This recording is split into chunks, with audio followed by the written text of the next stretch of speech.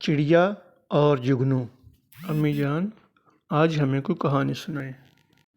اچھا بیٹا، آج میں آپ کو ایک ایسی کہانی سناتی ہوں جس سے آپ کے دل میں بھی نیکی کا جذبہ پیدا ہوگا۔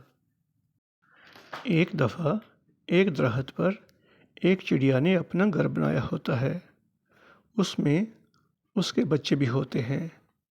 چڑیا روزانہ اٹھتی ہے اور اپنے بچوں کے لیے دانہ وغیرہ لے کر آتی ہے۔ بچے بہت خوش ہوتے ہیں۔ امی جان آگے بتائیں۔ پیارے بچوں، کئی دن اسی طرح گزر جاتے ہیں۔ پھر اچانک موسم برسات شروع ہو جاتا ہے۔ اب چڑیا کو اپنے بچوں کی بہت فکر ہو جاتی ہے۔ وہ دانہ لینے کے لیے زیادہ دور نہیں جاتی۔ وہ قریب سے ہی دانے وغیرہ لے کر آتی ہے اور اپنے بچوں کو کھلاتی ہے۔ لیکن ایک دن ایسا ہوتا ہے کہ چڑیا کو آس پاس سے کہیں دانے نہیں ملتے، تو وہ دانے کی تلاش میں دور چلی جاتی ہے۔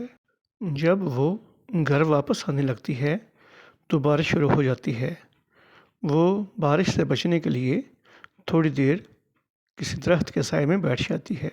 امی جان، اب چڑیا گھر کیسے آئے گی؟ بارش تھم جاتی ہے، لیکن اب چڑیا بہت اداس ہو جاتی ہے اور پریشان بھی ہو جاتی ہے، کیونکہ اندھیرے میں اسے اپنے گھر کا راستہ نظر نہیں آ رہا ہوتا۔ اچانک ادھر سے ایک جگنو کا گزر ہوتا ہے۔ وہ چڑیا کو اداس دیکھتا ہے تو پوچھتا ہے، چڑیا آپ اداس کیوں بیٹھی ہوئی ہو؟ چڑیا کہتی ہے، بھائی جگنو، اندھیرا ہو گیا ہے اور میں اپنے گھر کا راستہ بھول گئی ہوں۔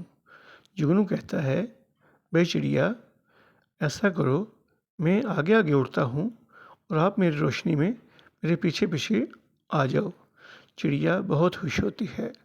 اس طرح جگنو آگے آگے اڑتا ہے اور چڑیا اس کے پیچھے پیچھے اڑنا شروع کر دیتی ہے۔ امی جان، پھر کیا ہوتا ہے؟ تھوڑی دیر میں چڑیا کا گھر آ جاتا ہے اور وہ اپنے بچوں کو دیکھ کر بہت خوش ہوتی ہے۔ بچوں دیکھو، جگنو کی اس چھوٹی سی نیکی کی وجہ سے چڑیا اپنے گھر پہنچ جاتی ہے، اور بچوں اللہ تعالیٰ اس سے بہت خوش ہوتے ہیں جو دوسروں کے کام آتا ہے۔